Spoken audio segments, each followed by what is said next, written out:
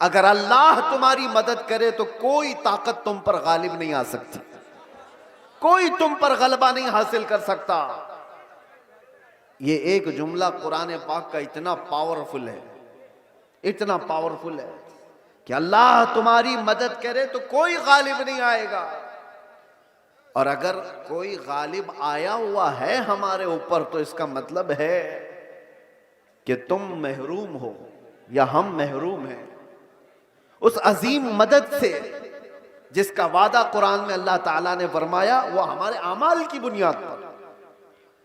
मुर्शिद गिरामी हुजूर ताजुल शरिया रहमतुल्लाह ताला अलैह एक आयत की तफसीर फरमाते हुए हमसे कह रहे थे कि एक साहब आए और उन्होंने कहा कि हजरत हमारे गांव में बहुत फसादात हो गए, वायलेशन हो गया, लेकिन मुसलमानों को पकड़ पकड़ करके पुलिस ले जा रही है, 8-10 दिन हो गए, अभी तक थमी नहीं है ये गिरफ्तारियां। और वो बयान करते करते उन्होंने ये कहा कि ये सारी पकड़ धकड़ जो चल रही है इसकी सारी मुखबिरी मुसलमान ही करते हैं। कौन कहां किस घर में छुपा है और क्या क्या कर रहा था सब मुसलमान ही बताते हैं और आकर के इनको अरेस्ट किया जाता है। तब हजरत ने एक आयत पढ़ करके हमें बताया था, कुरान में अल्लाह फरमाता वलन यजअलल्लाहु लिलकाफिरीन अलल मुमिनीन सबीला। अल्लाह कुरान में फरमाता है हरगिज हरगिज अल्लाह ताला काफिरों को ईमान वालों पर गलबा नहीं देगा, कभी नहीं। लन का लफ्ज है नफी ताकीद के साथ, हरगिज अल्लाह तबारक व ताला काफिरों को ईमान वालों पर गलबा नहीं देगा।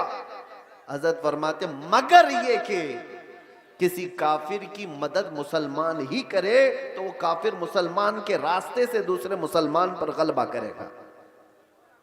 बात समझ में आ रही है? एक मुसलमान को जरिया बना करके ही दूसरा कोई तुम्हारे घर पर हमला करेगा। आज के हालात पर मैं जो बात कर रहा हूं सुनो मेरे अजीजों, बहुत सारे मुसलमान अपना फ्यूचर आज बना नहीं पा रहे हैं, इनको पता ही नहीं है किसके साथ जाना है और किसका साथ देना है। हालात ऐसे हैं कि किसी और मुसलमान को गिराने के लिए एक मुसलमान किसी काफिर और मुशरिक की मदद पर भी राजी हो जाता है। यही मैं बता रहा हूं कि कभी तुम्हें कोई कौम मगलूब नहीं कर सकती जब तक कि तुम्हारे अंदर के गद्दार तुम्हें मगलूब ना करें। जब तक हमारे दरमियान मौजूद जमात के मुनाफिकीन हमारे खिलाफ ना खड़े हों तब तक कोई कौम हमें डायरेक्ट नहीं गिरा सकती।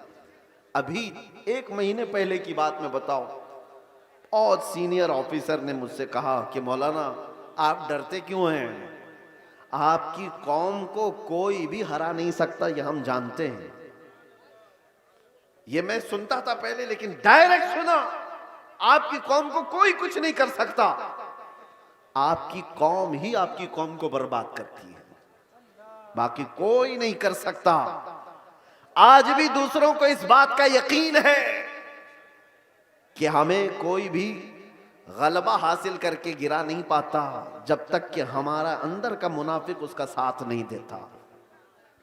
ये गद्दारों की जमात, ये मुनाफिकीन की जमात, मैं जानता हूं सैफी साहब यहां मौजूद है, मैं आपसे कह रहा हूं कि उस वक्त कैफियत क्या होती होगी। ये स्टेज पे मौजूद सारे उलमा, हमारी बिरादरी, उलमा बिरादरी, हम गिरफ्तार होकर के 200 लोगों के दरमियान हैं, पहरेदारी में कोई कसर नहीं छोड़ी जा रही है, कोई कसर नहीं छोड़ी जा रही है। सारे इर्द गिर्द हमारे अतराफ कुर्सियां लगाकर बैठे और सवालात पे सवालात, सवालात पे सवालात। और उस वक्त इन्वेस्टिगेशन करने वालों को कुछ लोगों के मैसेजेस आते हैं और कहते हैं ये मौलाना से ये भी पूछो, ये भी पूछो। क्लिपें हमारी काट काट करके भेजी जा रही हैं तकरीरों की कि इन्होंने यहां पर ये कहा, इन्होंने यहां पर ये कहा। वो बेचारे सवालात करने वाले वो कहते हमको तो आपके बारे में उतना मालूम नहीं था, ये इतनी सारी चीजें आ रही हैं, मैंने पूछा नहीं कौन है, लेकिन सामने वाले ने बताया कि फलां पीर साहब है, फलां मौलाना साहब है। मैं जानता हूं मेरे अजीजों, मैंने इससे कबल बड़े जज्बात में कहा था, वो भी जानते होंगे जिन्होंने ये सब काम किए हैं, हमारे दिल पर क्या गुजर रही थी उस वक्त। हमने सब अल्लाह उसके रसूल पर छोड़ दिया। लेकिन एक बात याद रखना, गद्दारों की जमात से कहता हूं, कल क़यामत होनी है और बारगाह मुस्तफा में हमें भी खड़ा होना है और तुम्हें भी खड़ा होना है। देखा जाएगा कि तुम किसके साथ खड़े होते और हम किसके साथ खड़े होते। देखा जाएगा। तुमने किसी एक आलिम को सिर्फ और सिर्फ नामूस रिसालत की बुनियाद पर सजा को तवील करने के लिए, साथ देने के लिए जासूसियों का माहौल बनाया था। कयामत तो होनी है, मौत तो आनी है, कब्र में भी जाना है। ये मत समझ लेना कि सब कुछ यहां पर है। चंद पैसों के लिए जो लोग अपना दीन बेचते थे, कुरान ने उनकी वईद में क्या क्या बयान फरमाया। ये वो लोग हैं जो यहूदी उलमा थे, यही तो किया करते थे। मालदारों को खुश रखने के लिए वो दीन का निजाम बदल दिया करते थे। अब देखना, जैसे जैसे ये सख्ता पावर में आज लोग हैं, हुकूमत में जो लोग हैं, मजबूत से मजबूत होते जाएंगे तो तूफान आएगा बहुत सारों के अंदर। कितने तो इधर से उधर निकलने लग जाएंगे कि भाई जिसकी लाठी उसकी भैंस, हमें भी उनकी बोली बोलनी पड़ेगी, हम भी उनके शाना बशाना रहेंगे तो कुछ हमारे भी काम हो जाएंगे। देखना और चंद दिनों के बाद, वो चाहे उलमा दिखने वाली जमात में से लोग हों या नेता बनने वाले लोग हों, ये सब वो चाटुगिरी करने वाले लोग इन तूफानों में अब किसके किसके साथ जाने लगेंगे और कौम की दलाली करने लगेंगे। देखना आप चंद दिनों के बाद। और ऐ कौम के गयूर नौजवानों, मोहब्बत मुस्तफा पर और नामूसे मुस्तफा पर तुमने जज्बात में आकर के जो नारे लगाए, इनका पास व लिहाज रखना। चाहे पूरी जमात के बड़े बड़े लोग किसी ऐसी जमात के साथ चले जाएं जो मेरे मुस्तफा के दुश्मन हैं, उन्हें मत देखो, उनकी दौलत ना देखो, उनकी सियासत ना देखो, उनके ऊंचे मर्तबे ना देखो। मैं गरीब ही सही, मेरे दामन में मेरे मुस्तफा की मोहब्बत काफी है। इस पर कायम रहना। तुम्हारे घर छप्पर के हैं, तुम्हारे इलाके बाढ़ से डूब जाते हैं, बहुत सारे मामलात हैं, इस पर राजी रहना, लेकिन ईमान का सौदा कभी ना करना, नामूस मुस्तफा का सौदा कभी होने नहीं देना। ऐसों की जमात से अपने आप को बचाए रखो जो दीन का सौदा करते हैं। मेरे अजीजों, एक बात मैं कह रहा था, मौलाना अभी जो चंदा कर रहे थे एक मस्जिद ही के लिए, लोग मजाक उड़ाते हैं हमारा। सुन्नियों के जलसे देखो चंदे कर रहे होते हैं। हर भाई करेंगे ही ना, हमारे पास सऊदी रियाल थोड़ी ना आते, हम तो गरीबों से ही बना रहे हैं जो कुछ भी बना रहे हैं। हमारे पास कौन सी हुकूमत है? ना सऊदी है, ना कतर है, ना कुवैत है, कुछ नहीं है। हो सकता है तुम्हारे पास डॉलर भी आते हो, रियाल भी आते हो, पाउंड भी आते हो, तुम्हारे आकाओं से सब आता होगा। ये गरीबों की बस्ती में जो आता है इनकी मेहनत मजदूरी की कमाई से ही आता है। और इसीलिए रियालों पर पलने वालों से डर कौम को, दुनिया को नहीं है, इन गरीबों की बस्तियों से लोगों को डर है कि इनकलाब पैसे के लालचियों से नहीं आता, ये ईमान पर जिंदा रहने वाली गरीब कौम से इनकलाब आता है। गुरबा से दुनिया डरती है। आपको पता है कैसर और किसरा की ताकत का अंदाजा लगा सकते हो? कैसर कहते थे रोम के बादशाह को, किसरा कहते थे ईरान के बादशाह को। ये उस जमाने की बात कर रहा हूं जब तकरीबन पूरी दुनिया में दो बड़े सुपर पावर हुकूमतें थीं। Super power, Persian empire, Roman empire. Roman empire कैसर, पर्शियन एम्पायर किसरा। ये मेरे मुस्तफा करीम सल्लल्लाहु ताला अलैहि वसल्लम के जमाने की बात कर रहा हूं। और जब हुजूर पाक के जमाने से थोड़ा सा जमाना आ गया, सिद्दीक अकबर का, फारूक आजम का, मदीने से ये सहाबा की जमातें निकली थी और ये बात कर रहे थे कैसर और किसरा से मुकाबले की। सोचो, सीमांचल के गरीब लोग, बस्तियों में रहने वाले जिनके यहां पक्की सड़क भी ना हो, और वो गांव के रहने वाले अगर ये कहे हम अमेरिका से लड़ने वाले हैं, रशिया से लड़ने वाले हैं, तो दुनिया मजाक ही तो करेगी। दुनिया क्या कहेगी? अरे तुम्हारे छप्पर के घर हैं और तुम बात कर रहे हो सुपर पावर से लड़ने की। बिला तशबी बिला तमसील सहाबा इकराम जिस वक्त ये बात कर रहे थे कि कैसर और किसरा को भी हम फतह कर लेंगे, रोम और ईरान को भी फतह कर लेंगे, मक्का वाले ठट्टा मार करके हंसते थे। जिनके पांवों में चप्पल नहीं, जिनके कपड़ों पे पैबंद लगे रहते हैं, जो 10 लोग एक खजूर पर पूरा दिन गुजारते हैं, ये वो मोहम्मद अरबी के गुलाम हैं। रोम और ईरान फतह करने की बात कर रहे हैं। मजाक उड़ाया जाता था, लेकिन तारीख की सच्चाइयां बताती हैं वो मजाक करने वाले देखते रह गए, देखते रह गए। सहाबा की जमाअत, वो फाका कशी पर रहने वाले, एक पैबंद लगा जुब्बा पहनने वाले, बगैर चप्पल के कई कई लंबे मील तक सफर करने वाले सहाबा जब निकले थे तो कैसर और किसरा को घुटने टेकने पर मजबूर कर दिया था। उमर फारूक रदी अल्लाह ताला अन्हु के जमाने में वो वक्त आया था कि जब किसरा की हुकूमत भी तहोबाला हो गई, कैसर की तमाम सल्तनत की रानाइयां खत्म हो गई और फिर परचम इस्लाम लहराया था। तो आज तक ईरान पर जो इस्लामी हुकूमत का गलगला है आज तक मौजूद है। मैं आपसे कहता हूं कि दुनिया ने हमेशा ये देखा है मोहम्मद अरबी सल्लल्लाहु ताला अलैहि वसल्लम के गुलामों में इनको कमजोर देखा गया है, इनको गरीब देखा गया है, फटे पुराने कपड़ों में देखा गया है, उलझे बालों में देखा गया है। लेकिन जब इस कौम को जलाल आता है तो बड़ी बड़ी हुकूमतों के तख्ते पलट जाते हैं। इसी को इकबाल ने कहा था, इसी को इकबाल ने कहा था, निकल करके सहरा से जिसने उलट दिया था तख्ते रोमा को, सुना है कुदसियों से मैंने कि वो शेर फिर होशियार होगा। सुना है कुदसियों से मैंने कि वो शेर फिर होशियार होगा। ऐ सुन्नियों घबराने की जरूरत नहीं, मायूस होने की जरूरत नहीं, अपने आमाल बदलने की जरूरत है, अपने अखलाक बदलने की जरूरत है, ईमान की मजबूती लाने की जरूरत है। हमारे पास बचा क्या है? अभी जो चीज बची है वो मोहब्बत मुस्तफा, नबी करीम सल्लल्लाहु ताला अलैहि वसल्लम पर मर मिटने वाली जो कैफियत है, ये दुनिया की सबसे अजीम दौलत अल्लाह ने तुम्हें अता की, इसको बचाए रखो। ये भी अगर खत्म हो गई तो चलती फिरती लाशें हैं और कुछ भी नहीं बचा। हाँ, आपका एक सवाल है, आपका एक सवाल है। जैसे हमसे भी कहते चलो, बहुत बोलते थे, गिरफ्तार होकर के गए, जेलों के पीछे पड़े रहे, कोई पुरसाने हाल नहीं, धक्के खाते रहे, कैसी कैसी जगहों पर बैठते रहे। क्या ये इज्जत की बात है? मेरे अजीजों, ये गिरफ्तारियां यह हमारे आबाओ अजदाद की सुन्नत है। हाँ, जेल कैद ये सारी चीजें नई बात नहीं है। तारीख उठा करके देख लो तो बड़े बड़े बुजुर्गान दीन इस मंजिल से गुजरते चले गए और सब ये तो छोटी मंजिल है, इससे बड़ी मंजिल फांसी की आती है।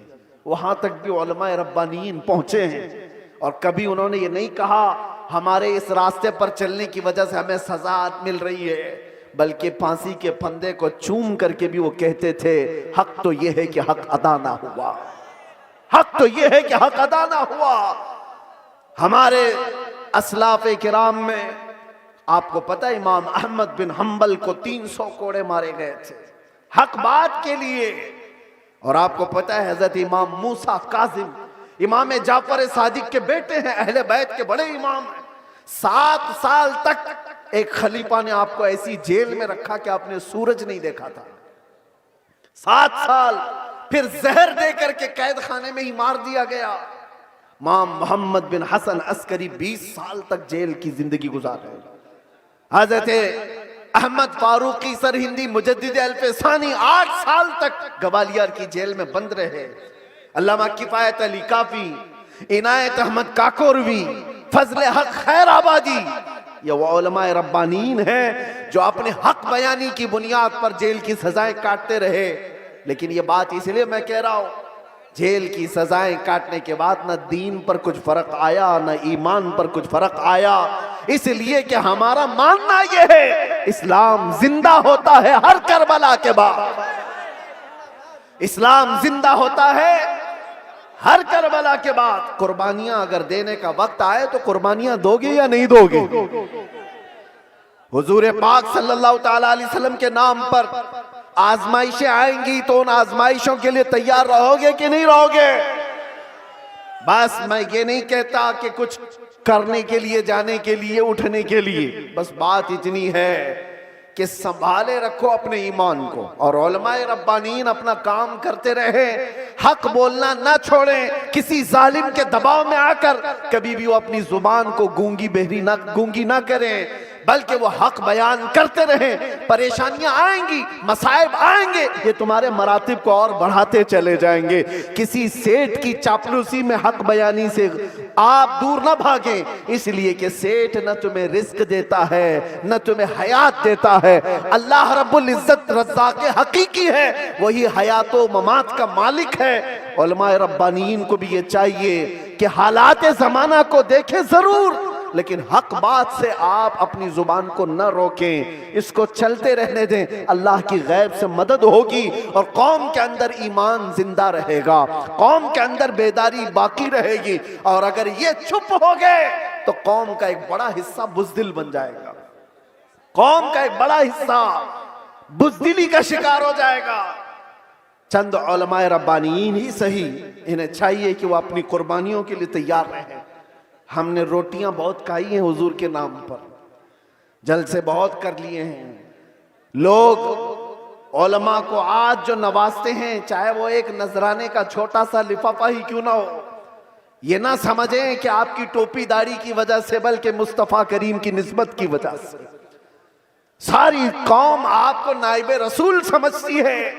हुजूर के नाम पर हमें मिल रहा है, खा रहे हैं। आप नीचे बैठे, हम ऊपर बैठे हैं। ये ऊपर बैठना भी मेरे हुजूर की निस्बत की वजह से। ये मिंबर उलमा को जो दिया जाता है इसलिए कि नबी पाक के नायब है, और जब हुजूर पाक की बात आए तो आए काए ना किया करें। उलमा को चाहिए कि वो अपना हक अदा करें, अपना हक अदा करें। और हमने देखा है चंद वो लोग मसलहत और हिकमत की बात करते हुए हमें डराते हैं। मेरे अजीजों, मसलहत अपनी जगह पर, हिकमत अपनी जगह पर। क्या इमाम हुसैन को मसलहत नहीं मालूम थी? करबला में जाने के वक्त उनको हिकमतें नहीं मालूम थी जो 72 लोग अपने खानदान के लेकर शहीद हो गए? दीन पर कभी ऐसे मामलात आए तो मेरे अजीजों, उलमा का सबसे पहला ये नंबर है कि कौम आप एक कदम बढ़ाते हैं तो ये 100 कदम आगे बढ़ने को तैयार है। आपको सिर्फ एक जुबान कहने की देर है। कौम तो बेचारी बेपना मोहब्बतों के साथ जान देने के लिए भी कुर्बान है। मैं अक्सर एक बात कहा करता हूं, आज से 4 साल पहले मैंने दिल्ली में उस पाखंडी को जो मुबाहले का चैलेंज किया था, और आपको पता है हमारा ऐलान पूरी दुनिया भर में फैला था कि हम आग में कूदने जा रहे हैं। लेकिन उस वक्त मुंबई का एक नौजवान मेरे पास आकर कहा था, जो कोई बामल नहीं दिखता शक्ल से, हाँ दाढ़ी में भी डिजाइन, सर में भी डिजाइन, फटी जीन्स पहना हुआ, उसने कहा था कि हजरत मुफ्ती साहब, मैंने सुना है आपका ऐलान, आप दिल्ली जा रहे हैं आग में कूदने। मैंने कहा आपको क्या है उससे?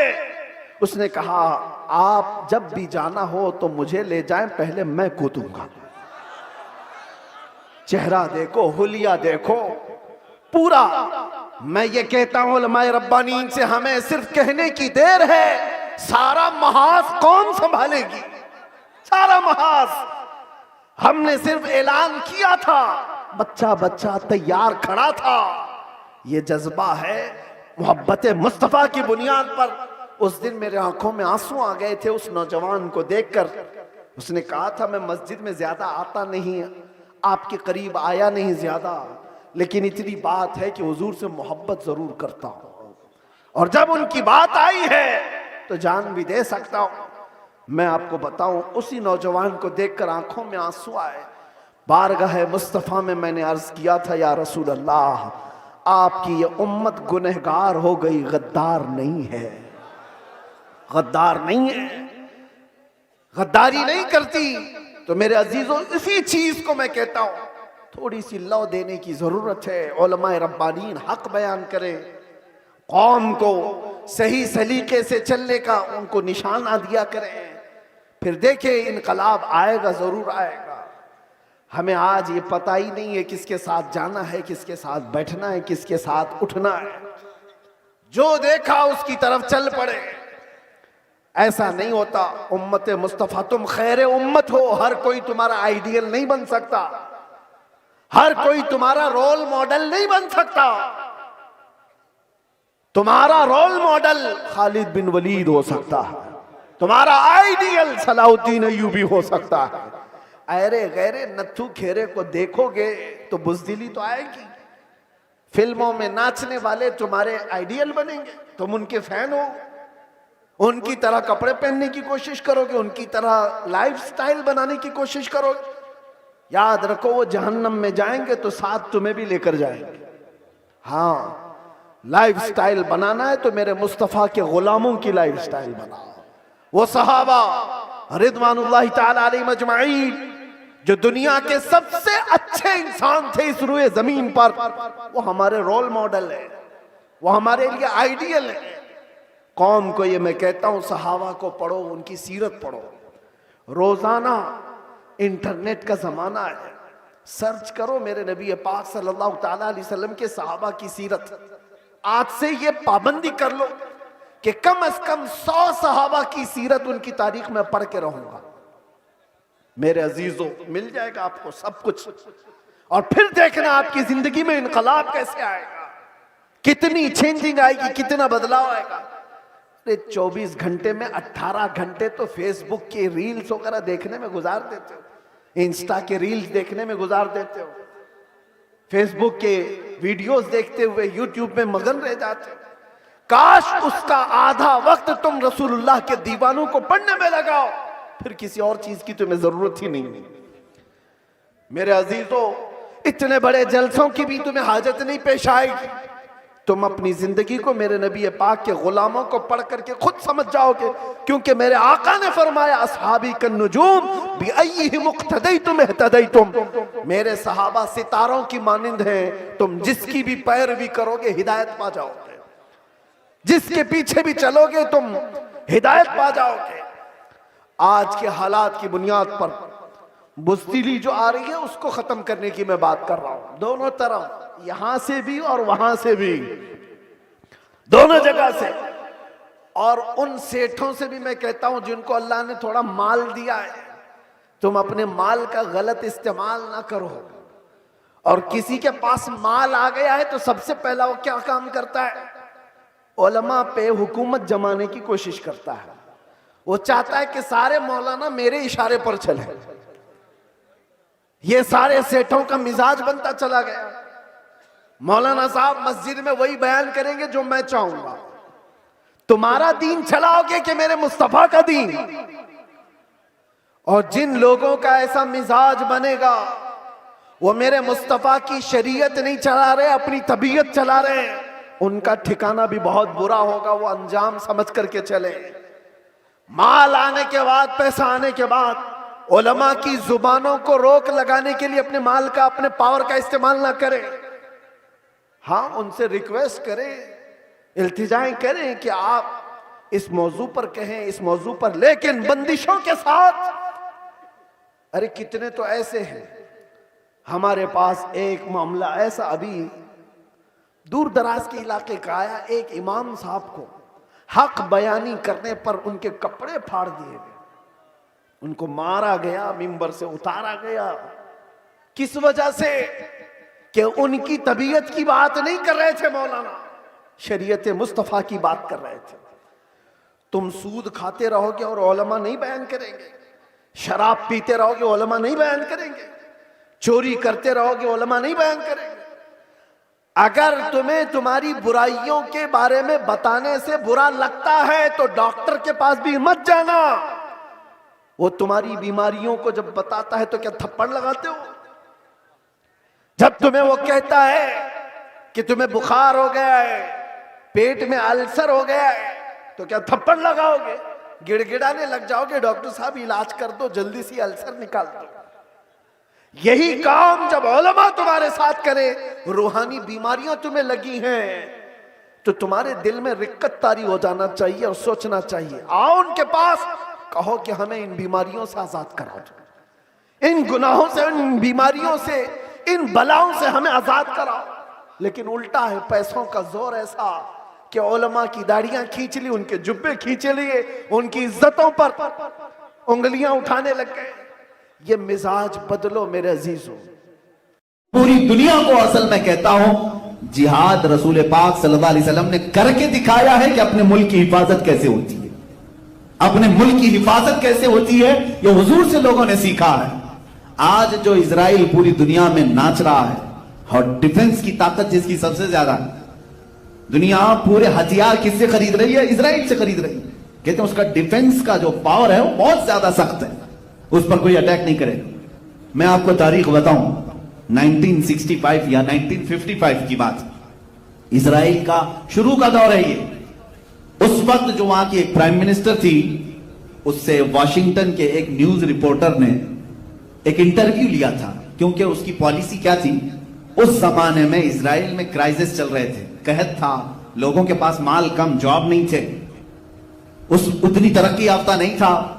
लेकिन वो प्राइम मिनिस्टर जो लेडी थी, वो अमेरिका से हथियार खरीद रही थी, डिफेंस के सामान खरीद रही थी, तो मुल्क में उसके खिलाफ एक लहर चल रही थी। जो अपोजिशन थे वो सब उठ खड़े थे। इस जमाने में जब मुल्क में क्राइसिस है, डिफेंस के लिए खरीदने की क्या जरूरत, फिर भी उसने खरीदा। उस वक्त एक न्यूज रिपोर्टर ने उसका इंटरव्यू लिया, जो अब जाकर के लीक हुआ था, जिसको मैंने पढ़ा था। उसने इंटरव्यू में पूछा कि मोहतरमा, इस जमाने में आप इतना बड़ा जो स्टैंड ले रही है, फैसला ले रही है, मुल्क में हालात खराब है और बड़े बड़े हथियार आप इस वक्त खरीद रहे, क्या करोगे हथियार? उस औरत ने कहा, ये जो खाने पीने के मामलात हैं, दोपहर में खाता है आदमी, शाम में भूल जाता है। आपको किसी को मालूम है पिछले महीने मुझे भूख लगी थी? किसको मालूम है? याद भी नहीं रहता, भूख आती है जाती है। उस खातून ने कहा, लेकिन अगर तुम्हारी सरहदें महफूज नहीं तो तुम्हारी जान भी जा सकती।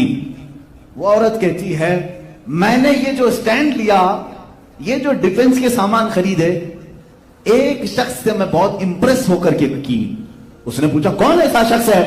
वो कहती है, प्रॉफेट मोहम्मद सल्लल्लाहु अलैहि वसल्लम। यहूदी औरत है, ज्यूज, उनको क्या लेना देना है? वो कहती है, मैंने पढ़ा है उनको। कहा, क्या पढ़ा आपने? इंटरव्यू में वो औरत कहती है, मैंने देखा मोहम्मद सल्लल्लाहु ताला अलैहि वसल्लम के जो फॉलोवर्स थे हमेशा भूखे रहे, अक्सर उनके घरों में खाना ही नहीं आता था, बल्कि वो खुद फाके में थे। यहां तक कि मैंने तारीख में पढ़ा है, मोहम्मद सल्लल्लाहु अलैहि वसल्लम का जिस रात इंतकाल हुआ, जिस दिन इंतकाल हुआ, उस रात उनके घर में चिराग जलाने के लिए भी तेल नहीं था।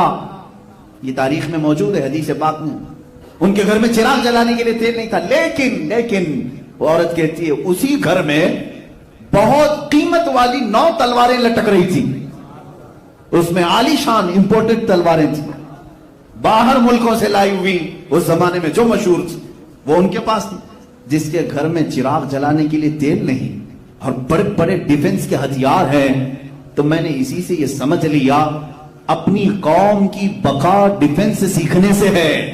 मैं कहता हूं अजीजों, पूरी कायनात जो आज अपना डिफेंस सीखी है, ये मेरे रसूल पाक का एहसान है उन पर। अल्लाह के नबी सल्लल्लाहु ताला अलैहि वसल्लम ने कौमों को बताया कि तुम्हारी सरहदें महफूज कैसे होती, दुश्मन से मुकाबला कैसा होता है। अब मैं गज़वात की बात करूं, एक गज़वा बद्र का जिक्र मैंने किया। तकरीबन हुजूर पाक सल्लल्लाहु ताला अलैहि वसल्लम की जिंदगी पाक में 26 या 27 अलग अलग रिवायात गज़वात आए, जिसमें से 9 में जंगे ही नहीं हुई, यानी मुठभेड़ हुई लेकिन मुकाबला नहीं हुआ। बाकी 17 या 18 जंगें ऐसी हैं जिसमें जंग हुई, घमासान की हुई। कुछ में मुसलमानों को शिकस्त हुई और कुछ में अल्लाह रब्बुल इज्जत ने ईमान वालों को फतह अता किया, लेकिन अक्सरियत फतह पाने वालों की। सिर्फ एक जंग है, जंगे उहद, जो जीती हुई जंग थी लेकिन बाद में शिकस्त में आ गई। अब दूसरी जो जंग है इस्लाम की, वो जंगे उहद बड़ी जंग बता। ये क्यों हुई थी? इसका भी सबब यही था, छेड़ा नहीं था मुसलमानों ने। जो बदर में जख्म खाए गए थे मक्का में, 1 साल तक बैठकर तैयारी करते रहे, बदला लेना है, बदला लेना। बदले की आग ने उनको इतना भड़काया कि 10,000 की तादाद में जमा हुए और बड़ी तादाद में वो लोग फिर आए मदीने पर चढ़ाई करने के। अब मुझे बताओ, क्या अब रसूल पाक के दीवानों का इतना भी हक नहीं था कि अपने मदीने की हिफाजत करें? मदीने की हिफाजत के लिए हुजूर पाक सल्लल्लाहु तआला अलैहि वसल्लम ने अपने सहाबा को हुक्म दिया, सब बाहर निकल आए। उहद पहाड़ के दामन में यह जंग हुई थी। एक खता थी, एक गलती ऐसी हुई जिसकी वजह से ये जंग जो फतह से शिकस्त में तब्दील हो गई। एक ऊंचा टीला था। जंग में जो हालात होते हैं वो लोकेशन का बहुत ज्यादा एतबार होता है। आप कहां खड़े हैं, दुश्मन कहां है, ये जंगी महारतें रखने वाले अच्छी तरह से जानते हैं। मिसाल के तौर पर आप ऊंचाई पर हैं, दुश्मन नीचे है, तब तो समझ लो कि तुम्हारे चांस ही चांस है। नीचे से ऊपर कैसे हमला करेगा, लेकिन ऊपर वाला तीर बरसाता ही रहेगा। तुम ऊपर वाले से मुकाबला नहीं कर पाओगे। तो लोकेशन जो भी जंगों के होते थे चुने जाते थे। हुजूर पाक सल्लल्लाहु तआला अलैहि वसल्लम उहद के मैदान में जैसे पहुंचे, जो ऊंचा टीला था वो जबल रुमात, पहले हुजूर ने उस पर कब्जा कर लिया और 50 तीर अंदाज सहाबा को वहां खड़ा कर दिया। अब सहाबा एक तरफ है जबल रुमात के नीचे और 50 ऊपर, और मुशरिकीन सामने से आए। अब वो इधर नीचे वालों से लड़ते कि या ऊपर वालों के तीर खाते। मामला ऐसा हो गया कि दोपहर नहीं हुई, तीर इतने बरसाए उन्होंने कि वो मैदान छोड़कर भाग गए। नीचे वाले अलग पीट रहे थे, ऊपर वाले अलग मार रहे थे। यह हुजूर पाक सल्लल्लाहु अलैहि वसल्लम की हिकमत अमली थी। वो जंगों के लोकेशन को भी बेहतर तरीके से तरतीब देते थे, और हत्ता कि कौन सिपाही कहां खड़ा रहे, झंडा किसके हाथ में रहे, ये सब मेरे आका के फैसलों पर होता था। अल्लाह के नबी सल्लल्लाहु तआला अलैहि वसल्लम ने तीर अंदाजों को ऊपर खड़ा किया, तलवार वालों को नीचे, झंडे वालों को अलग मकाम पर। और कुछ ऐसे होते थे जिनको मुकद्दमतुल जैश कहते हैं, यानी सामने एक फौज की टुकड़ी होती थी, वो सीधे दुश्मन की सफों में घुस जाते, हल्ला मच जाता, सामने की सफें टूट जाती, तो फिर दुश्मन जो है अपनी सफों को बनाने में ही वक्त गंवा देते थे। तो उसमें जंगों में तरतीब होती थी कि आगे वाला, जिसको मैमना कहते हैं, दाएं वाला मैसरा कहते हैं, बायां वाला, अलग अलग बांट करके मेरे आका रखते थे। अब हुआ ये कि मुशरिकीन भाग गए, ऊपर के तीर खा खा कर भाग गए। अब हुआ कि वो 50 लोगों को मेरे आका ने फरमाया था, जब तक मैं ना कहूं नीचे मत उतरना। हुजूर ने क्या फरमाया था? जब तक मैं ना कहूं नीचे मत उतरना। लेकिन वो मुशरिकीन जब भाग गए तो ये 50 जो सहाबा थे तीरंदाज, इन्होंने कहा हुजूर ने तो जो फरमाया था जंग खत्म होने तक के लिए, देखो नीचे वो सब छोड़कर भाग गए। बाकी जो नीचे जो सहाबा थे वो माले गनीमत जमा कर रहे थे। ऊपर वालों ने कहा चलो हम भी नीचे जाकर माले गनीमत जमा कर दें। बाद साहबा ने कहा इंतजार करो, हुजूर ने फरमाया जब तक मैं न कहूं उतरना मत। तो वहां 2 जमातें हुई, तकरीबन 40 सहाबा उतर गए, 10 बाकी रहे। 40 लोग जब नीचे मैदान में माले गनीमत जमा करने लगे, भागे हुए काफिरों में होनहार खालिद बिन वलीद भी थे। वो मुशरिकीन की तरफ से आए, ईमान लाए हुए नहीं थे और जंगों की बारीकियों को समझने वाले थे। देखा ये जो लोकेशन खतरनाक था उनके लिए खाली हो गया। जो 50 तीरंदाज थे उसमें 40 नीचे आ गए। तो खालिद बिन वलीद ने 200 घुड़सवारों को जमा किया, दूर जाकर, बहुत दूर से राउंड लगा करके ये जबल रुमात, ये टीले के पीछे आ गए और जो 10 ऊपर खड़े थे तीरों से उनको शहीद कर दिया, उनके ऊपर हमला कर दिया और वो जगह कब्जा कर लिया। मुसलमानों को समझ में ही नहीं आया हुआ क्या। वो नीचे मैदान में माले गनीमत जमा कर रहे थे, 200 लश्करी पीछे से आकर हमला कर रहे, और जो भागे हुए काफिर थे वो भी पलट आए। जो मुशरिकीन भाग गए थे माल छोड़कर वो वापस आए।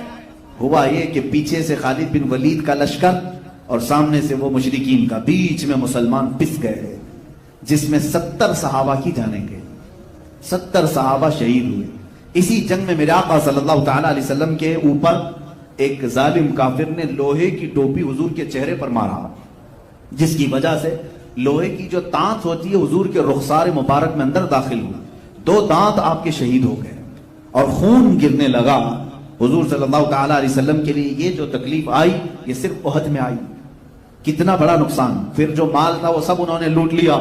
इसमें बड़े बड़े सहाबा शहीद हो गए। हजरत हमजा हुजूर के करीबी चचा, जो शुरू से बॉडीगार्ड की हैसियत से रहे मेरे आका के, वो शहीद हुए, सिर्फ शहीद ही नहीं बल्कि उनका सीना चाक करके उनका कलेजा बाहर निकाला। और ये दर्दनाक मंजर देखने को मिला उहद में। हजरत अब्दुल्ला बिन जहश रज़ियल्लाहु ताला, इनको भी काट काट करके इनके कान, होंठ, नाक सबको एक काफिर ने सुई में पिरोकर हार बनाया, हार बना करके पहना।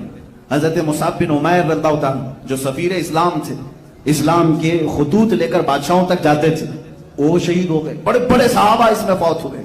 मुझे बताओ, इतना भारी जो नुकसान हुआ किसकी बदौलत हुआ? हुजूर पाक के